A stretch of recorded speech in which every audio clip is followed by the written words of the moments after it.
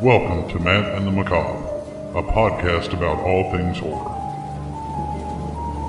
Join us each week as we review another film, video game, story, or novel in the horror genre. Be warned, there will be major spoilers and harsh language. Listener discretion is advised. What's up, guys? Hello, and welcome back to Matt and the Macabre. Thank you so much for joining me. I really appreciate it. I'm Matt, your host, and first of all, Happy New Year to everybody out there. Happy 2025. I really hope it works out to be better than your 2024. I sure as shit hope mine works out that way. Although we do have some sad news in that the online servers for Friday the 13th, the game, were taken offline on December 31st due to the license expiring. It had a good run for 7 years. It wasn't a perfect game, but it was a lot of fun. A lot of people had a lot of good times on it. Rest in peace. And speaking of, we're back looking at the Friday the 13th franchise with the film that was supposed to end that. Well, sort of. We'll get into it. Friday the 13th, the final chapter. This one was released April 13th, 1984, about 18 months after Part 3. And grossed $33 million on a budget just over $2 million. A pretty standard budget for the rest of these is going to be right around $2 million. Steve Miner did not return to direct this one, and instead the reins were given to Joseph Zito, a director who had previously done Abduction, Blood Rage, and The Prowler, which is a cult classic slasher movie that Tom Savini also worked on. So the two of them had at least a little bit of a familiarity. As I mentioned before, as we started approaching the mid-80s, the slasher craze was starting to dwindle just a little bit. The big factor in wanting to end this series, though, was that Frank Mancuso Jr., the producer, and I should point out the son of Paramount CEO, basically wanted to get out of Friday the 13th shadow.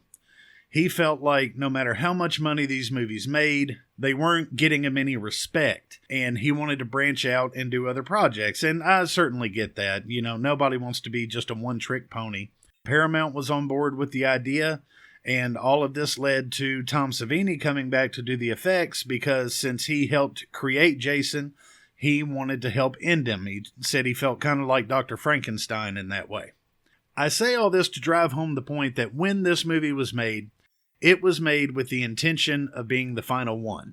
They were ending the series. They were ending Jason when they made this movie. They didn't even put Part 4 in the title. This one is just called Friday the 13th, the final chapter.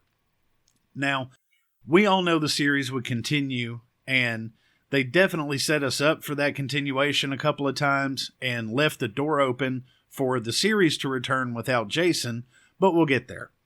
If you look at this as the last one, as the end of the series, if this really had been the final one, the question becomes, would it have been a good ending? If Friday the 13th had actually ended with the final chapter, would it have been a satisfying conclusion? Let's get into it and talk about it. This movie opens up on the group around the campfire from Part 2, with Paul telling the story of Camp Blood and Jason. I really like this sequence. It's a perfect introduction. It catches up the audience, and if maybe this was your first Friday the 13th movie, it tells you everything you need to know. As Paul is talking and telling the story, we get intercuts of scenes from the first 3 movies.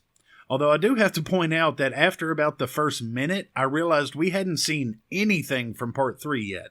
But they do give us a few scenes as it starts to wrap up, and it ends on Chris hitting Jason in the head with the axe and him crumbling to the floor as we hear her say, "He can't be alive." And I'll be damned if we don't get another whiteout transition. It ends as it begins, I guess is what they were going for. To a black background and Jason's mask coming toward the screen for an explosive title card. Literally. It was the 80s, everything exploded. And the credits start to roll. I have to point out right away that we are back on track with the music. It's classic Friday the 13th. It's dark, it's foreboding, but this one also feels like it's got a faster pace. It feels kind of frantic, which I actually really like for setting a mood. But when the credits are done, we cut to a shot where we are staring into the spotlight of a helicopter, which is a first for the series, and I'm pretty sure it's the only time they're going to use a helicopter. The camera pans down, and we see police and EMTs are at Higgins Haven loading up the bodies from the last movie's massacre. They actually went back to this location and kind of recreated what it would have looked like. So this is all new footage. It's not something that was left over. The camera makes its way over to the barn, where we see Jason sprawled on the ground, still wearing the hockey mask, as an officer picks up the axe that killed him. But I rewound this part a couple of times just to make sure that I saw what I thought I saw, and he definitely picks the axe up off the ground, which is weird since it should still be in Jason's skull, and puts it into an evidence bag while another one covers Jason up with a white sheet. Again, the axe it's a little thing, but it's just one of those things that makes you go, and I'm calling it out just because that's what I do here. Another ambulance pulls in, and they're directed over to the barn to pick up Jason's body. As they're getting him belted up on the stretcher, one of his arms falls out from under the sheet and scares the shit out of Lainey, the female EMT. Watching it this time, it struck me kind of weird. Lainey acts like a scared rabbit the entire time they're around the body, which is pretty much the whole time she's on screen. But there's never really any reason for it beyond, I guess, she's a woman, which I just kind of roll my eyes at and just move along. It's not worth getting too much into. We cut over to what I guess is the hospital. I'm not dead sure where the coroner normally receives bodies. No pun intended. But this definitely looks like a hospital. And they sign Jason's body over to the coroner, Axel, who immediately lets us know he's the worst kind of pervert with his comments about one of the dead girls that was brought in. When the EMTs leave, we follow Axel as he hits on Nurse Robbie, who really acts like she's not into it at all, tells him she's not going to fake any more orgasms for him, but she's going to end up joining him in a couple of minutes, so whatever is going on between them is a little bit muddied. While they're talking, we cut back for just a couple of seconds to Jason's body in the other room, and we definitely see some stirring under that sheet, which it turns out was an accident because the cameras kept rolling when the director called cut and filmed Ted White starting to get out of the sheet. But they figured they could make it work and kept it in, and it does work because now we're certain Jason is alive. And the whole time now, we're just waiting for him to pop up and start the mayhem. It's really a great way to build suspense. Then we cut to what I guess is the cold room that Axel mentioned, but more importantly, we cut to an incredibly bizarre workout video, which turns out was a real videotape distributed by Paramount called Aerobicize, the Beautiful Workout, which you can actually purchase on Laserdisc on eBay for only about $30. For those of you that I just completely lost, Laserdisc was a short-lived video format that was basically a DVD the size of a vinyl record.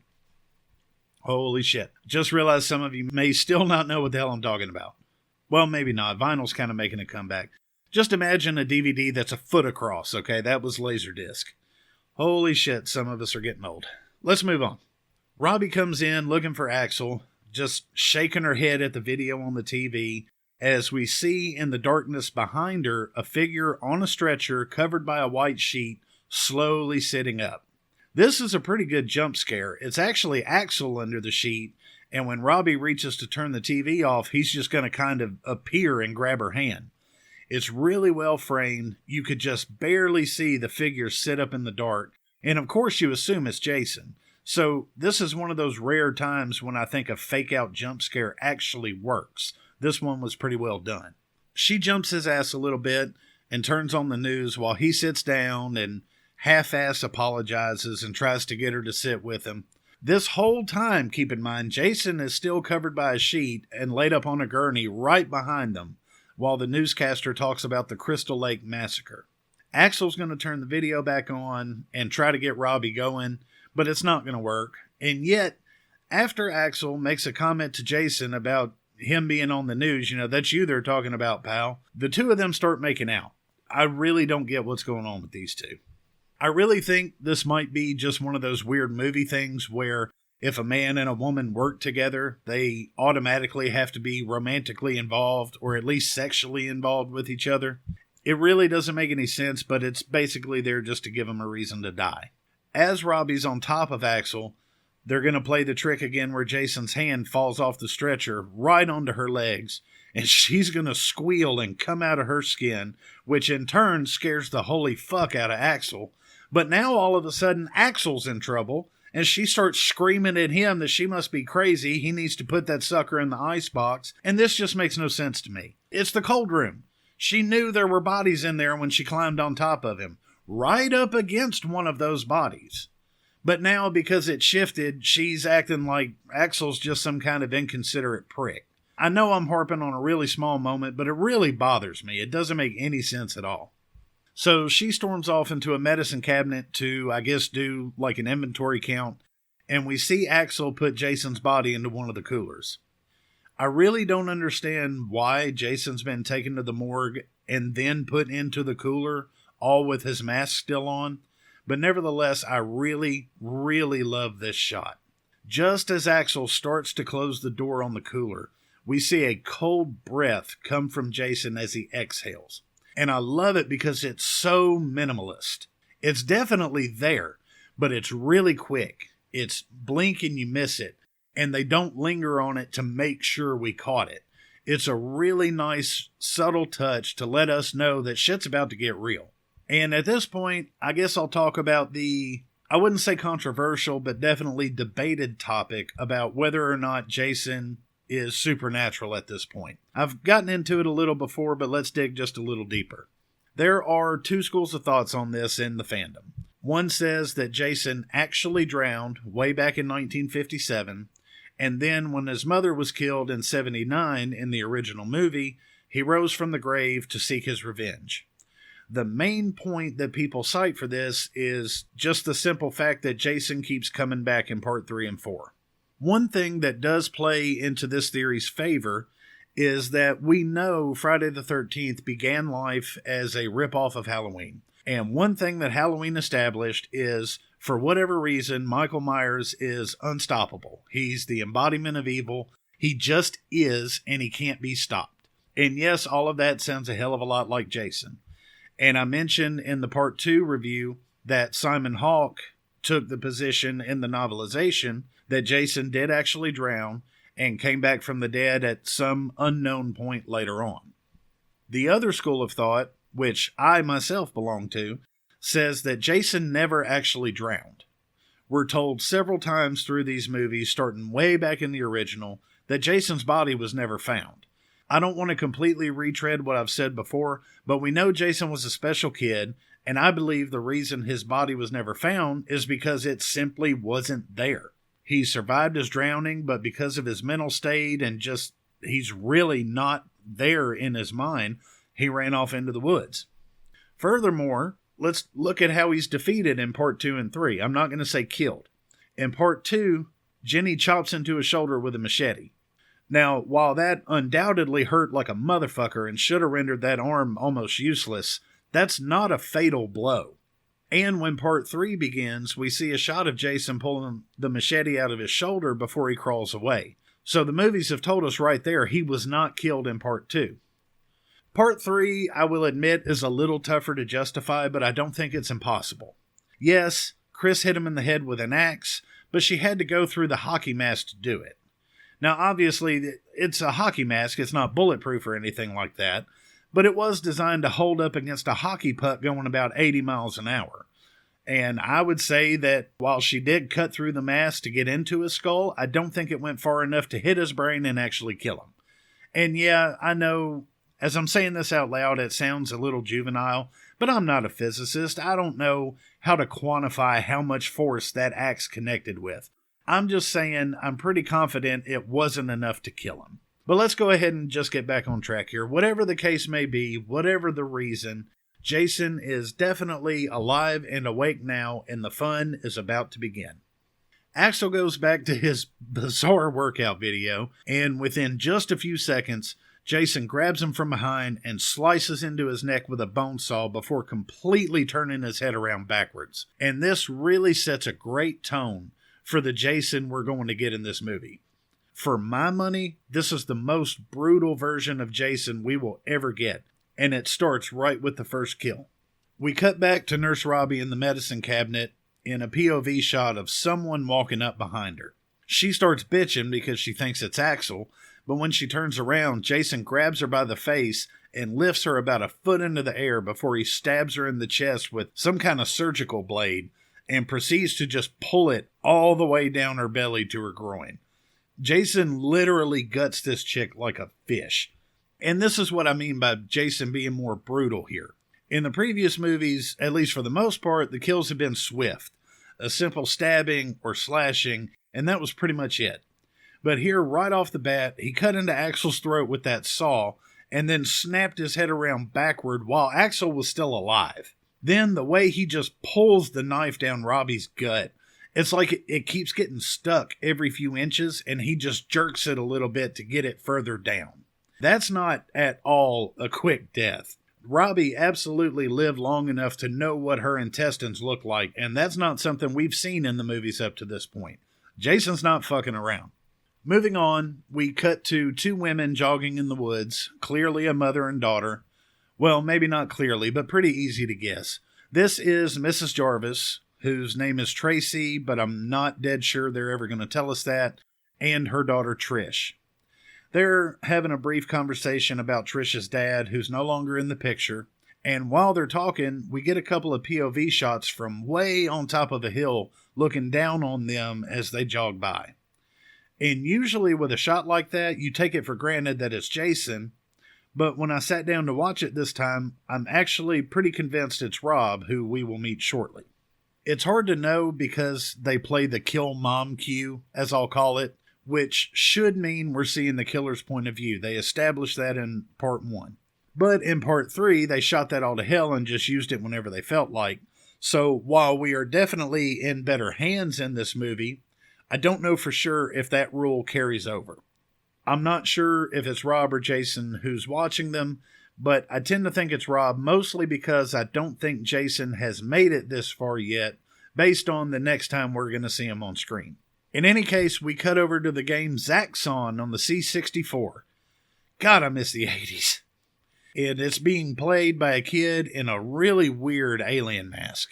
This is Tommy, played by a young Corey Feldman. And this is something that really sets this movie apart from what's come before.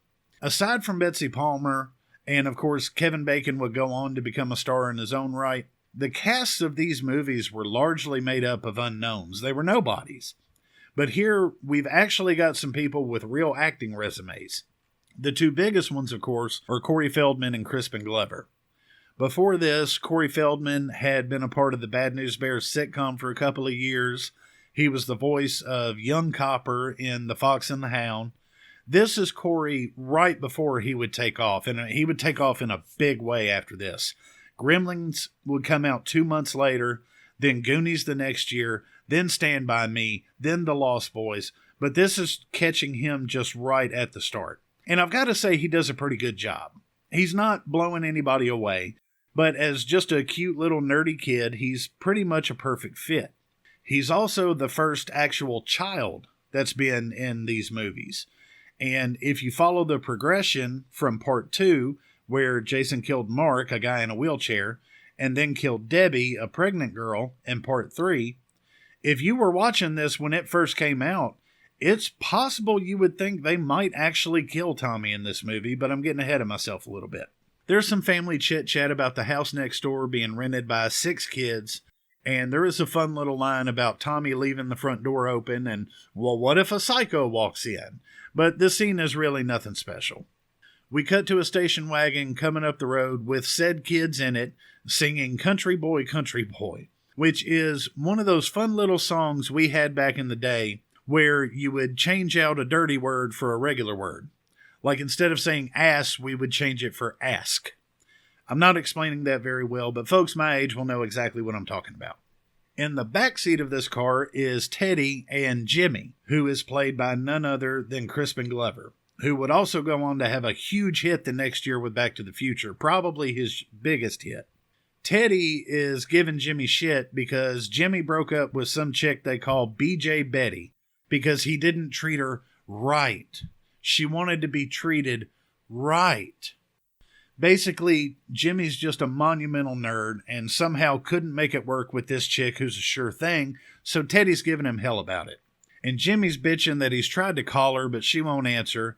And Teddy, quote, puts it into his computer, which is an imaginary computer in his lap.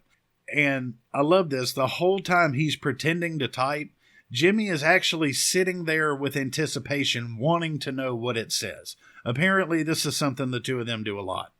But I do have to say, I really like this friendship between Teddy and Jimmy, and I buy it. Teddy comes off like that guy who's really kind of an asshole, but he's also genuinely your friend and cares about you, but he's a bit of a prick about it. I had a friend just like this in high school. I'm willing to bet a lot of us did. But the computer comes back and says that they broke up because Jimmy is a dead fuck. A limp dick lay, which is going to come back up a few times. And they do have this fun little exchange of Jimmy being pissed. You know, there is no computer. So Teddy says, and there's no Betty either. It's goofy as hell, but I absolutely love the banter between these two. As this is going on, they stop next to a small cemetery to check their map. Remember having to do that, kiddos? And while they're stopped, we see a headstone with Pamela Voorhees' name on it, which clearly shows her death as 1979. So for all the continuity issues I've talked about previously, and that we're going to get into way later, they've definitely told us when that first movie happens, and I don't think we're ever presented with anything to contradict it. So we've pretty much got that first one set in stone. Next, we see a hitchhiker on the side of the road with a sign that says Canada and Love. But of course, the kids don't pick her up. They don't have room. So instead, they ask if she's got a sister while they just speed off down the road. So she turns the sign around and we see the backside of it just says, fuck you.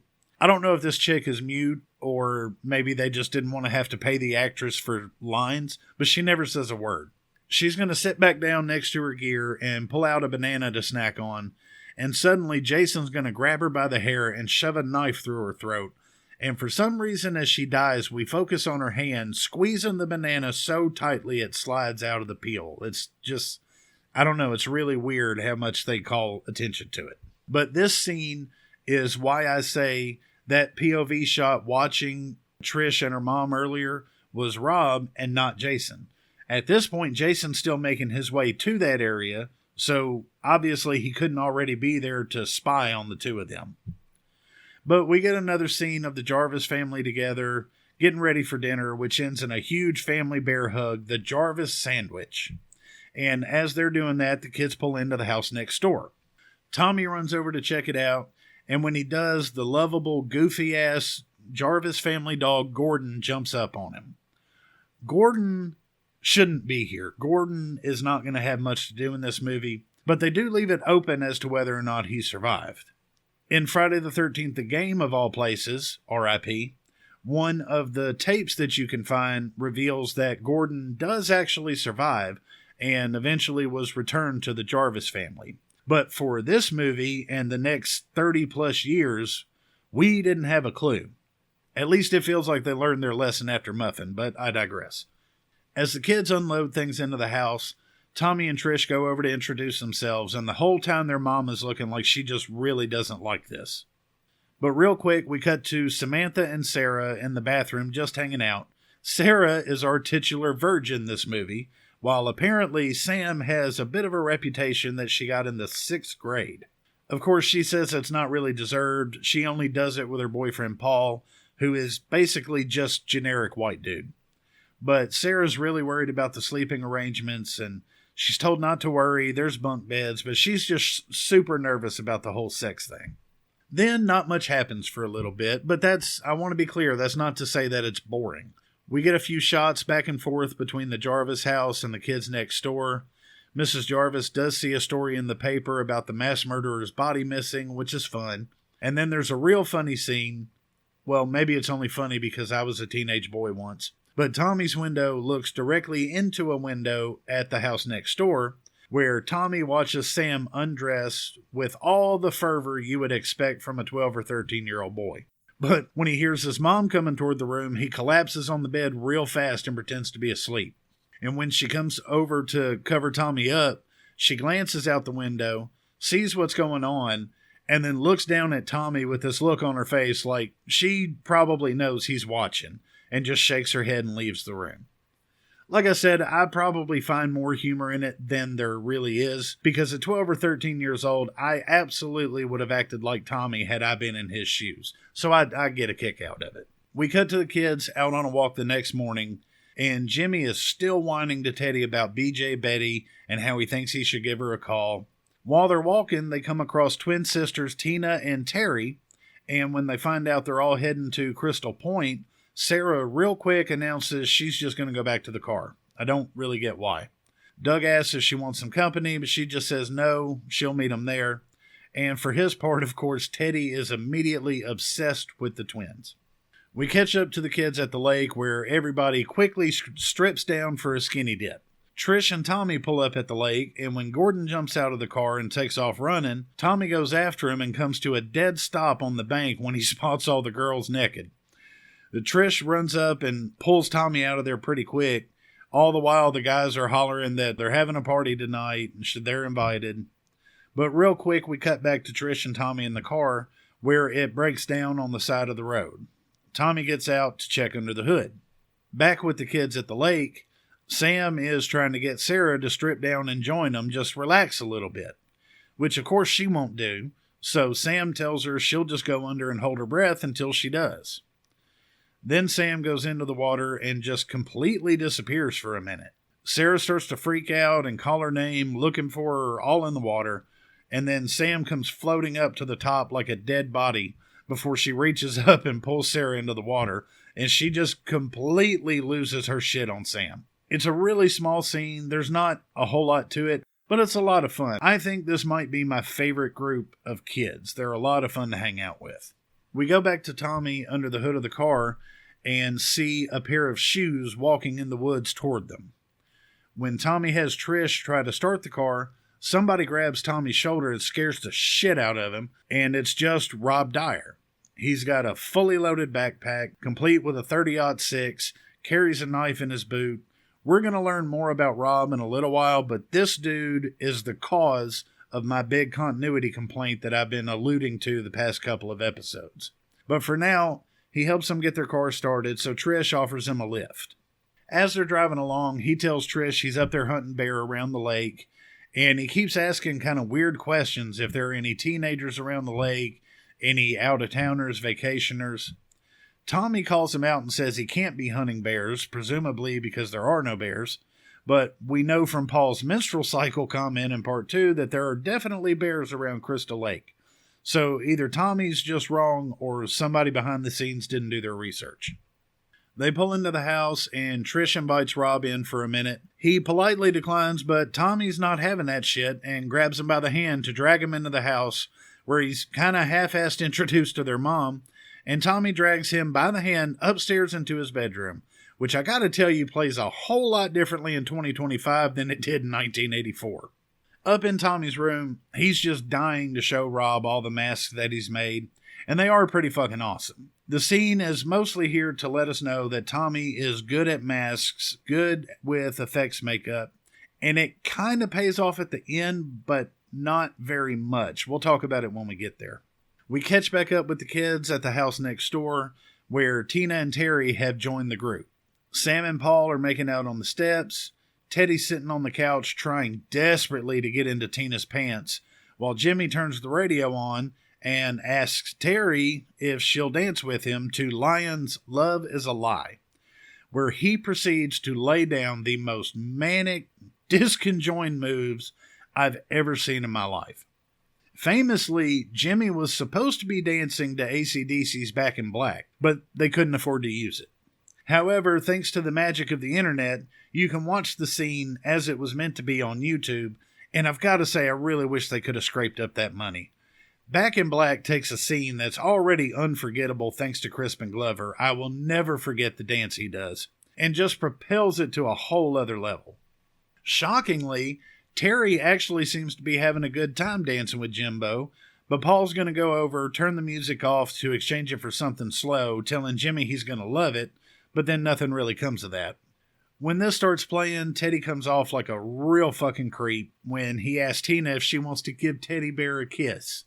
And then he just kind of grabs her head and starts trying to kiss her. She pulls back off of him and goes off to get another drink, but I don't think anybody would have blamed her if she just socked him in the mouth. But she goes over to Paul and asks him if he likes slow dancing. And never mind the fact that he was just slow dancing with Sam not 30 seconds ago, he says, well, I could learn to. But then Sam comes in to pull him away before it can go any further, and they, as well as Jimmy and Terry, start to dance. We cut over to Rob leaving the Jarvis house to go set up camp. Trish is walking with him, making small talk, and tells him they're always home, the door's always open, if things get too bad or if he needs a shower or needs anything, and he leans in and gives her a little peck on the cheek. This whole thing just plays weird to me. He looks at least 10 years older than Trish, and at this point they've known each other maybe a couple hours, and she's pining after him like some long-lost lover. Again, I know it's a little thing, but it just really plays false. It bothers me. Back at the kids' house, Teddy's now giving Jimbo shit about not making any headway with Terry.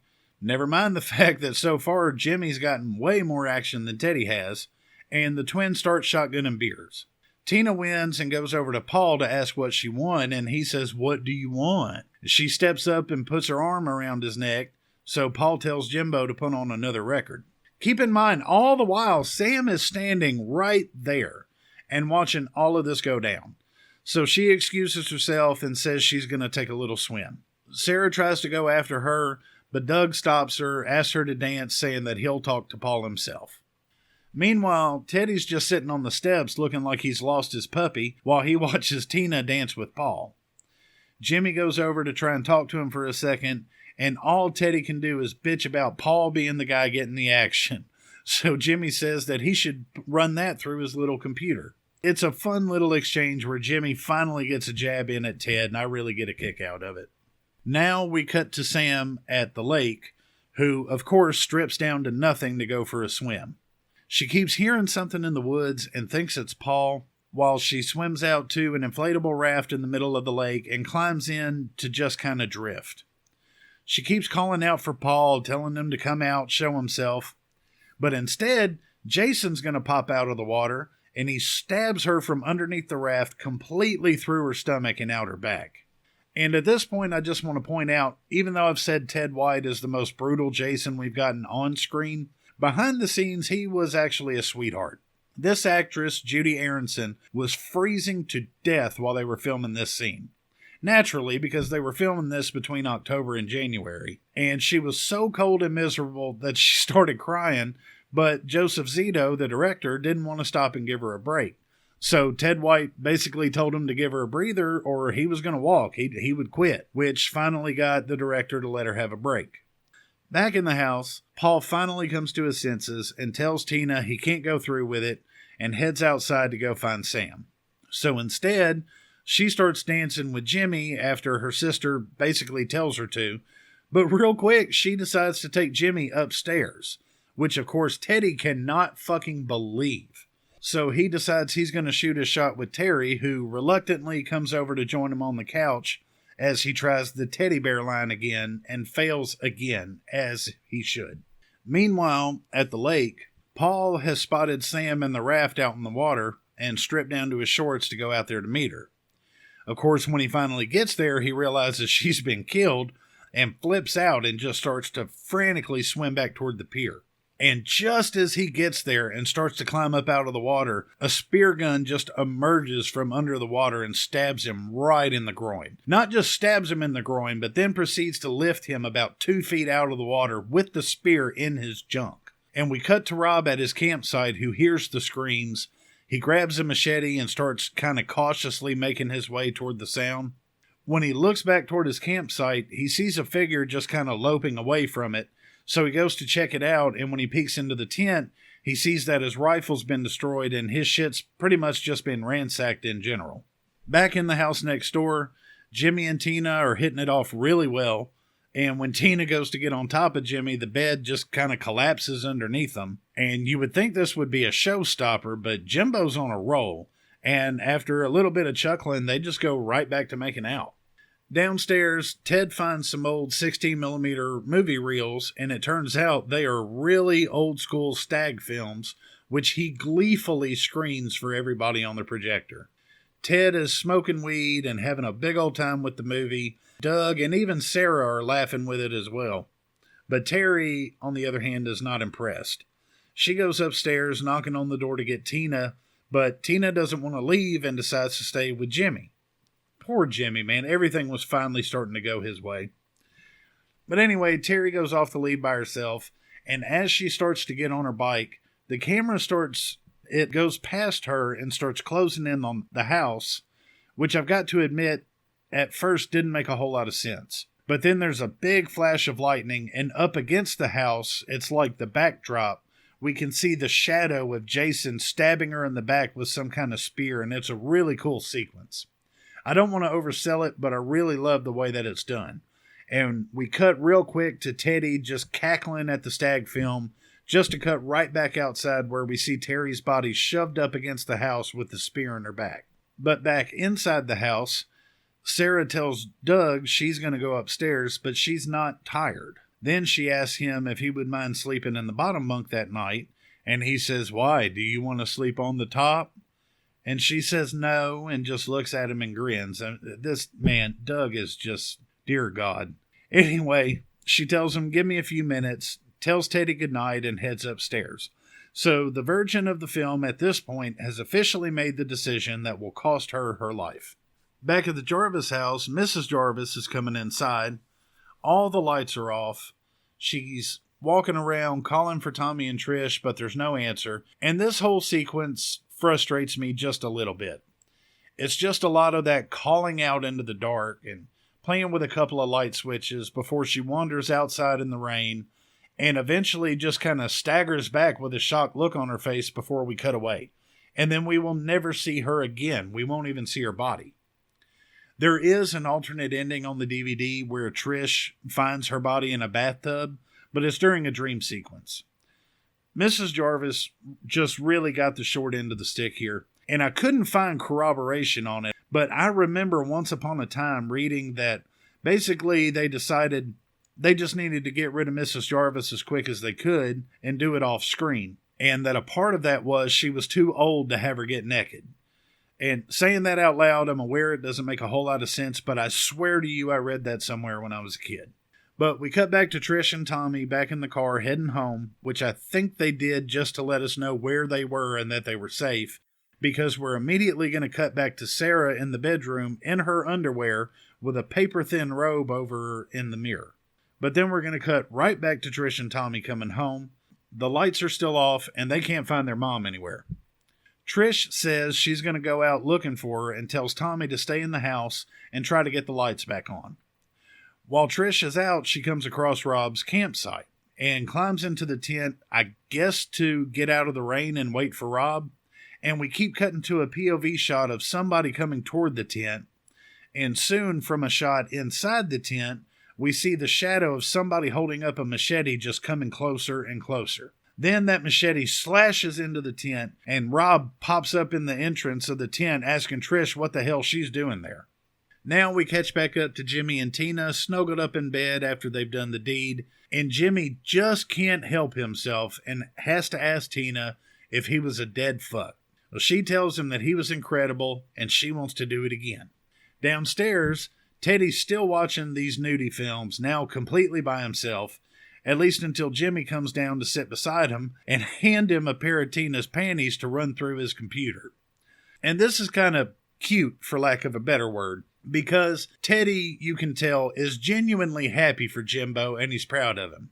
But at the same time, he is jealous as a motherfucker. I really can't say it enough. I really enjoy the interplay between these two.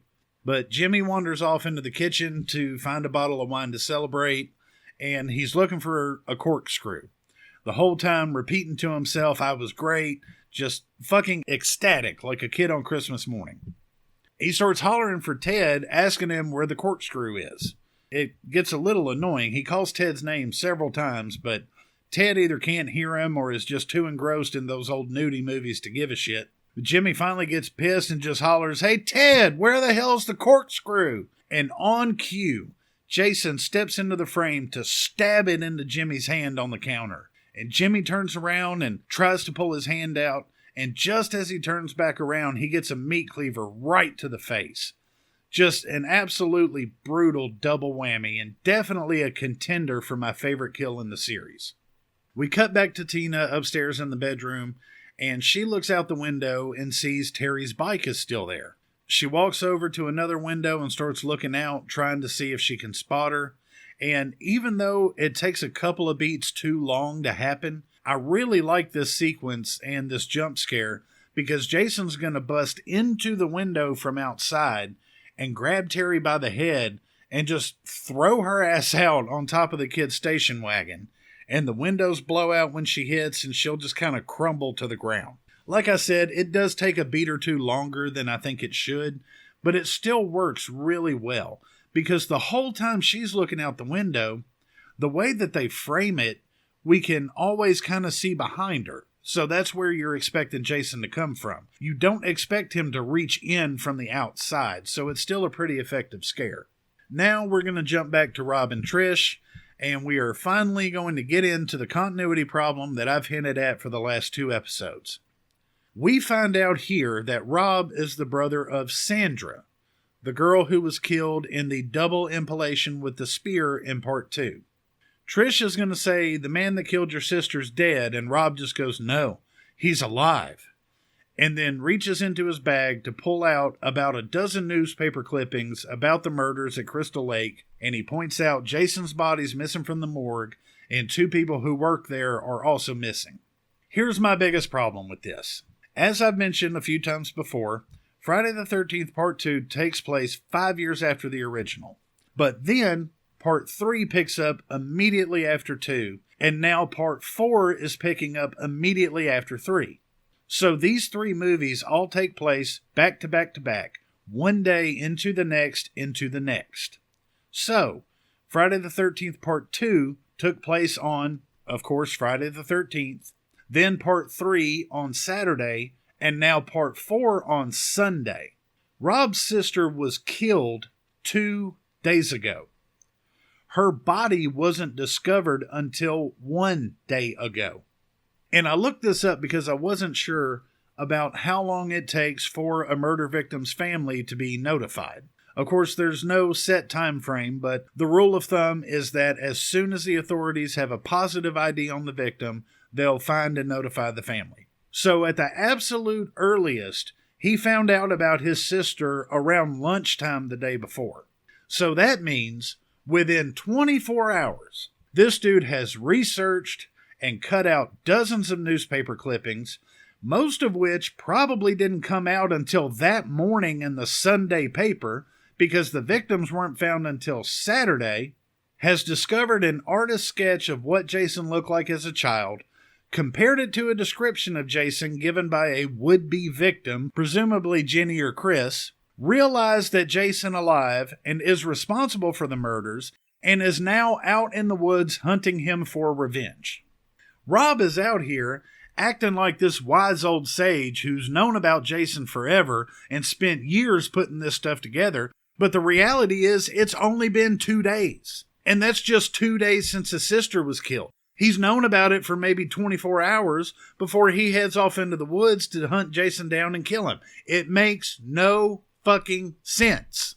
It's the one huge misstep this movie makes. And they're actually going to make it worse, if you can believe that, here in a little bit, because all of this ridiculous bullshit aside, by doing this, they have now set Rob up as the guy to take on Jason. He's out for revenge. When he shows up, he's armed to the teeth, and even though Jason tore up his rifle, we know he's still got a machete and a knife. Who's to say he doesn't have a pistol or 2 tucked somewhere? They've got huge neon signs pointing to Rob as the guy that's going to have a showdown with Jason. Spoiler alert, that's not even close to how it's going to go down. But I'll get to that in just a minute. This character absolutely should have been cut from this movie, but let's get back on track here. We cut back to the house, and Tommy's wandering around with a flashlight, messing with the fuse box, trying to get the lights back on. But back at the house next door, Doug and Sarah are in the shower together. And I do feel bad for Doug. He's the only character I haven't really talked about in any kind of depth. But that's because he doesn't have any. He's just an absolute nothing of a character. He really exists here just to add one more body to the count. Teddy is still downstairs watching these old Teddy movies and having himself a big old time. And at one point he walks up to the projector screen talking to the actress on the screen. And the film snaps on the projector, like snaps apart. He whips his head around toward the projector, but nobody's there. And while he's looking and squinting and calling out for Jimbo, Jason stabs into the back of his head through the projector screen, and he just kind of slides down as he dies, and the knife cuts through the screen on the way down, in another simple but really cool visual. Back in the shower, Sarah wraps herself up in a towel and walks out and says she thinks she's in love as Doug starts singing in the shower. She gets in the bedroom, starts to blow dry her hair, but back in the bathroom, the lights cut out. At first, Doug thinks it's Sarah and invites her in to sing a duet. But when there's no answer, he figures it's got to be Paul. He makes a bad joke about dropping the soap, good thing you're not in here with me, before Jason's hand bursts through the glass and crushes his head up against the wall. We go back over to Sarah, who makes her way back into the bathroom and sees Doug's head hanging out of the broken glass and just freaks out, runs down the stairs into the front door, where an axe just busts through it and lands square in her chest. Back at the Jarvis house, Tommy's making his way down the stairs because he hears the door rattling, and then someone breaks through the glass to unlock the door, but it's just Rob and Trish. Trish tries to call for help, and we see Jason rip the box for the phone line off the side of the house. So Rob and Trish are going to take the dog and go outside to look for help and look for their mom and leave Tommy in the house completely alone. They don't even leave the damn dog with him. They go over to the house next door and start wandering around. Rob makes his way down to the basement armed with a knife and tells Trish to stay up there with Gordon. While Rob's downstairs looking, Gordon loses his mind with fear and runs upstairs into a bedroom and jumps out a window. And now we will never see Gordon again. Again, never should have been here. Back at the Jarvis house again, now Tommy is going through the newspaper clippings that Rob has, and I really tried hard to pause on each one to see if I could read them. But of course, this was filmed 40 years ago, so the picture's not really clear enough to read anything besides the headlines, but here they are. Body of Friday the 13th murderer missing. Massacre at Camp Crystal Lake leaves one survivor. Murderer strikes cafe, with a subheading, Cafe owner and wife found slain. And then an article in the paper talking about the original film. It says, Crystal Lake Massacre, with the subheading, 7 camp counselors killed by local woman in brutal mass murder. And this article has an artist's sketch of what Jason looked like as a boy, and he is, of course, hideously deformed. Meanwhile, in the house next door, Trish has made her way upstairs to the bathroom and finds the broken glass and streaks of blood on the floor, which lead to Doug's body up against the wall with some kind of spike holding him there through the back of his neck. And she starts screaming, calling for Rob, screaming, he's here, and hauls ass downstairs. She runs into the basement to get Rob, and when they both run back up the steps, Rob's foot breaks through one of the boards and gets stuck for a second. They get it unstuck real quick, but then instead of just running out of the basement, Rob says he has to get his knife and runs back down. And this is the point they're going to completely shit on everything they set up for this character. Because Jason is going to pop up in the darkness, slam Rob against the wall, and start hacking at him with a garden cultivator, a little 3-pronged hand tool. And the entire time this is happening, Rob is screaming, oh my God, he's killing me, he's killing me. I checked for shits and giggles, and Rob screams, he's killing me 4 fucking times. This is why that pisses me off. Like I said, all the continuity bullshit aside that doesn't make any sense, let's just, for the sake of argument, let's take it at face value and run with it. You now have this guy with a motive for revenge. We know he's got the weapons to get that revenge. And we've been shown that he's a fairly resourceful dude in his introduction, helping out with the car and whatnot. He's been set up as somebody who can go toe-to-toe with Jason, so that's what we expect. Now, that being said, from a storytelling point of view, I think it's awesome to set somebody up like that, where we really expect the back and forth, We expect him to put up a fight, and then Jason just takes him out in a heartbeat. I think perverting or twisting that expectation as a concept really works, and it makes Jason that much more dangerous and leaves Trish and Tommy completely on their own, with the one person we thought could protect them completely taken out of the picture. The problem here, and the reason it doesn't work, is not that Jason takes Rob out quickly. It's that Rob goes out like a complete bitch. Once Jason puts hands on him in the basement, Rob doesn't even attempt to put up a fight. He doesn't kick, he doesn't punch, he doesn't shove, he doesn't even try to move. He literally just stands there screaming, "Trish, run, he's killing me." I absolutely hate Rob in this movie. The setup makes no sense when you look at the timeline the movies have established, but even with that, I can go with, okay, this guy is out for revenge and is going to have a showdown with Jason. And even then, I can go with Jason taking him out quick because Jason's a bad son of a bitch, but I just cannot go with he's killing me, he's killing me. Taken on its own, it's laughable. But coupled with the stupidity of the setup and the piss-poor execution, no pun intended, it's fucking infuriating.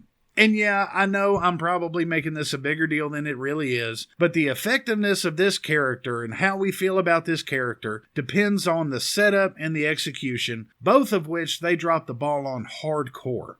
I watched some behind-the-scenes stuff, and the actor specifically said, "We didn't want the audience to laugh when I die." Well, mission fucking failed, my friend. This movie has a few missteps, a few things that don't make sense. Let's face it, it wouldn't be an 80s slasher if it didn't have those. But this is by far the worst. I fucking hate Rob. But let's go ahead and put that down, and let's get back to the movie. For reasons I can't make heads or tails of, Trish starts to run away, but then stops, goes back, and just kind of walks down the basement steps. She knows Jason's down there. Of course, she sees Rob's body laying there on the ground, and as she turns to run back up the steps, Jason's hand busts through the wooden boards and grabs her foot. As she shrieks and starts hacking at him with a machete to get him to let go, and runs for the front door, where Tina's body is now laid on the front porch for reasons.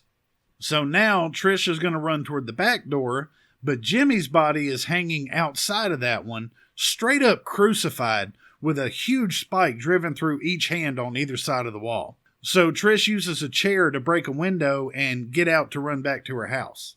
She makes it inside, starts locking the doors and windows, yelling at Tommy to bring her a hammer and nails, and starts nailing the door shut. We cut back over to Jimmy's body real quick. God, I feel so bad for Jimmy. To see Jason come through the doorway by grabbing Jimmy's shoulders and just yanking his body down. And they make damn sure to show us Jimmy's hands being pulled down and the stakes just tearing through the meat as he does it. As Trish and Tommy keep going around and locking windows, Rob's body gets hurled into their living room with that tool still stuck in the side of his neck. And when Trish runs over and kneels beside his body, Jason busts through another window and actually gets his hands on Tommy, which I want to say right now I think was absolutely the right decision. If you are going to put a child in this setting, we need to at least be able to have doubts that he's going to be okay.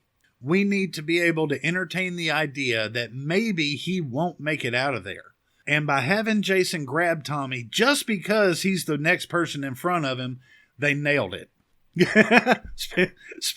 Speaking of nailed it, I swear I didn't actually plan that. Trish runs over to the window and starts beating Jason in the head with the hammer she was using on the door. I counted. She smacks him with that hammer 14 times and then turns it around and jams the claw of it into his shoulder, which finally makes him let go of Tommy. As they back away and head further into the house, Jason bursts through the door and chucks the hammer at Trish, and it misses her by less than a foot. As Jason starts coming after him, they haul ass into Tommy's room and block the door with a bookshelf. Pretty soon, Jason's rattling and banging against the door, but then it goes quiet for a few seconds until he starts hacking at it with an axe. And as Jason is starting to get through the opening of the door, Trish is going to pick up Tommy's TV and just bash it over Jason's head. The glass shatters, it sparks, Jason collapses to the ground. So she grabs a hold of Tommy and tells him she's going to get Jason out of the house, and when she does, Tommy needs to run like hell. So Trish gets the door open and slowly starts to try and make her way by Jason. But when she gets about halfway, he grabs the axe and swings it up at her, just barely missing her and sticking it in the wall. She falls on the ground, kind of trips over him as he starts to get to his feet, and now Jason is smack in the middle between Tommy and Trish. And for just a second, when Tommy calls out to Trish, you think Jason's going to go after him, but instead he turns and chases Trish down the stairs and out of the house. Trish runs back into the house next door and up the stairs, and when Jason rushes at her, she runs down the hallway and jumps through a window to roll across an upstairs balcony and through the fence of it down onto the ground. And kudos to whoever did that stunt, because they show it in slow motion, and some of the wooden boards follow her down. And just as she hits the ground, we see another board hit the ground, but then it comes up and lands right beside her face. Like, this thing is literally 2 or 3 inches from smacking her square in the face and probably breaking her damn nose in the process. And whoever this chick is, she doesn't even flinch. Jason leans out the window to look down at her, and for several seconds she doesn't move. But then she starts to come to, and Jason turns to make his way down as Trish struggles to her feet. The whole time this is happening, we cut to Tommy in the bathroom, wetting his hair in front of the mirror where he's got the newspaper clipping that features the artist sketch of Jason as a kid. As Trish gets back into the house, Tommy's upstairs cutting his hair and calls out for Trish, and in that moment she just kind of loses her shit, like in desperation, because Tommy was supposed to leave. She was getting him out of danger, and it didn't work. And we see Jason just slowly start to make his way in the door. But Trish hears him and grabs a machete and just spins around with it and almost cuts into him. She's backing up as Jason inches closer, and she's swinging the machete at him, trying to keep him at bay. And at one point, he reaches for her with his left hand, and she catches him with the machete right between his middle and ring fingers, like halfway through his palm. It's a really fucking gnarly effect. All the while, Trish keeps yelling at Tommy, "Get the hell out of here." But Tommy is shaving his head to look like Jason did as a kid. Downstairs, Trish hits Jason in the chest with the machete, but that just lets him knock it away from her and grab her by the throat and get her on the ground. And now as the two of them are struggling, Tommy runs down the stairs with his head shaved except for a few sparse tufts of hair and starts yelling for Jason. Jason turns around and spots him and slowly gets up and starts walking over to Tommy, just looking at him. And the whole time Tommy's saying, "Don't you remember? Jason, remember." I'm not going to lie. I don't fully understand what Tommy was trying to do or where the hell he got this idea from. Obviously, this is a callback to Jenny pretending to be Jason's mother in part 2, but exactly what Tommy's doing here is not as clear. I have seen people online, basically as their own personal retcon, say that in those newspaper clippings, Tommy read about how Jenny basically mindfucked Jason to help her survive, so he figured he could do the same thing, do something similar. I guess I'll buy that. I do kind of wish, though, that they had done something with Tommy's masks if they were going to go this direction, because we spent a lot of time setting up Tommy making all these masks. So screenwriting 101, that needs to come back later and matter somehow. But instead, all Tommy does is kind of half-ass shave his head, so that's really not earned.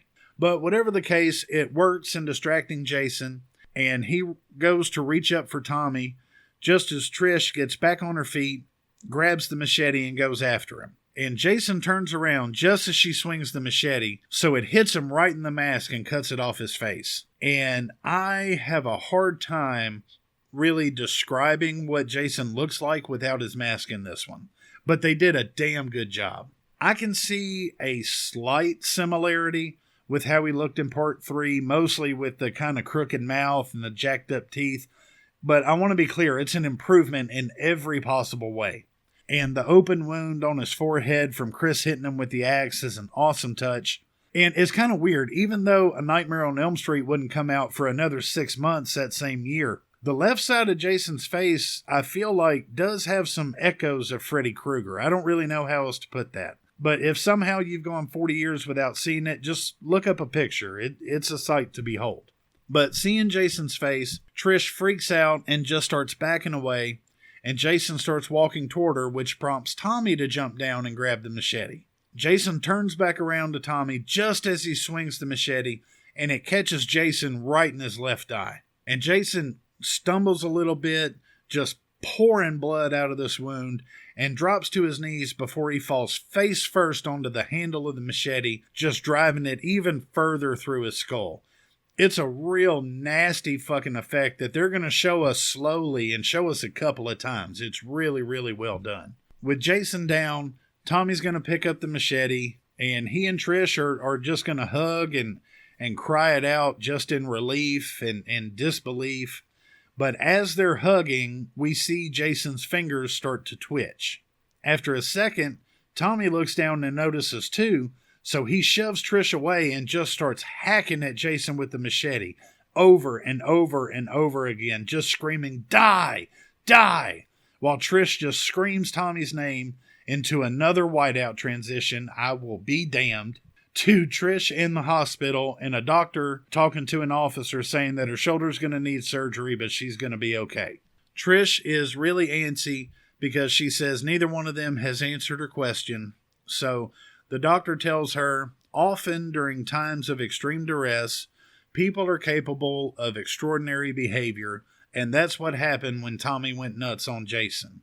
That it was perfectly normal for him to act to protect himself, and he's going to be just fine. So I think, and this will matter in a minute, I think it's safe for us to surmise that even by the time they got to the hospital, Tommy wasn't acting right. Enough so that even considering what they went through, Trish thinks something might be wrong. The doctor sends Tommy in, and he just runs up to Trish in the bed and hugs her and starts holding back tears. But then we cut to a shot from behind Trish so that we're looking at Tommy's face, and suddenly he just opens his eyes and gives this haunting gaze into the camera before we white out, go to black, and the credits roll. At the beginning of this episode, I mentioned that they set us up for the series to continue, if not Jason to continue, and this is what I'm talking about. That last second unsettling look into the camera is supposed to let us, the audience, know that Tommy has snapped with reality, and if the series continues, it would continue with Tommy stepping into the role of the killer. And the director, Joseph Zito, has said as much, that was the plan. And that is a what-if scenario I would love to be able to see, because I actually think it really could have worked, but we'll get into that at a later time. For now, to close out my thoughts on this film, knowing it was intended to be the last one, at least the last one with Jason, was it a good way to go out? And the answer is yes. Now, I do have a few complaints against this movie, and I think that they're valid. But the good here far outweighs the bad. The movie looks great, the effects are great, the music is on point. With the exception of Rob, the core cast is the best overall cast we've had in the series so far. I mean, you could take these same kids and put them into just like a raunchy teen comedy like an Animal House or something like that, and I would absolutely watch it and enjoy the shit out of it. These kids are a lot of fun. Teddy and of course Jimmy, Crispin Glover, are definitely the highlights. Doug does kind of get left by the wayside and really just there for another body to throw around, but everyone else gets their moments and they're fun to watch and hang out with. And as I said, the kills in this one are just brutal. And I feel like I do need to clarify that when I say brutal, I'm not talking about the gore. I'm talking about the intent. In the last two movies, when Jason goes in for a kill, he's trying to do it quickly and get it over with. In this movie, for the most part, Jason wants it to hurt. You know, we've talked about him. Axel gets his throat cut into with a saw and then gets his head twisted around 180 degrees while he's still alive. Nurse Robbie gets pinned against the wall and literally gutted like a fish. There's no way she died quickly from that. And then the 1-2 combo of the corkscrew in the hand and the cleaver to the face of Jimmy is just so there and so matter of fact. That's what makes it stand out as brutal to me. And of course, the spear gun to the groin and then being lifted up by it is just a horrific way to go. This one is widely regarded as the best of the series. It's either this or 2 is usually people's rank. If you've never seen a Friday the 13th movie and you want to know what it's about, watch this one. That's what people say. And I agree with that part. And I used to agree that it was the best of the series, even though it's not my personal favorite. But looking at it now as a reviewer and not just as a fan, I think part 2 just edges it out. And the reason for that, plain and simple, is Rob. Rob doesn't ruin this movie, not by a long shot, but Rob is a big problem. And the other big point that makes part 2 win out is between Jenny and Tommy, Jenny had the better mindfuck. The better set up, better used. It was set up with her child psychology and her theorizing on what it would be like for Jason to grow up in the woods alone, a special kid, watching his mother die, and it just felt earned there more so than it did here. What Tommy does with Jason just kind of comes out of left field from some newspaper clippings that also come out of left field and don't make any sense for Rob to have. I'm not going to rehash that. But for all the time we gave Tommy with his mask making, it didn't come into play. So while it's still good, and I want to be clear on that, I think it's good and I think it plays fairly well. It's just not as good as what they did with Jenny in part 2. All that being said, this one is definitely another strong recommend. I've already gone through the reasons, the kills, the characters, the production quality. If you got rid of Rob and got AC/DC back into this movie, it would easily clear the bar as the best of the franchise. Nothing would ever touch it. As it is, though, it's still pretty damn good. And the box office agreed. This one was the second highest grossing sequel of the series. It didn't make as much money as Part 3, but I blame Part 3 for that. Part 3 got everybody out of their house and into the theater to see a 3D slasher movie, but then they got what they got and just didn't want to go back for more, and God knows I don't blame them. But you can listen to my Friday the 13th Part 3 review for more on that. To close this out, you should absolutely check out Friday the 13th, the final chapter. If it had ended here, or even just ended Jason here, it would have gone out on a high note. It would have been a good franchise that started strong, had a stronger sequel, did stumble pretty hard on the third one, but then found 98% of its footing for the fourth installment and ended with another strong film. But, of course, this was not the end of the franchise. Because it was still highly profitable, another sequel would be fast-tracked and hit theaters less than a year later, right at 11 months. And that is where we will pick up next time with Friday the 13th Part 5, A New Beginning. And until then, you kids keep your noses clean, understand? We ain't gonna stand for no weirdness out here. Thank you for joining us for this episode of Mad and the Macabre. We hope you've enjoyed the show.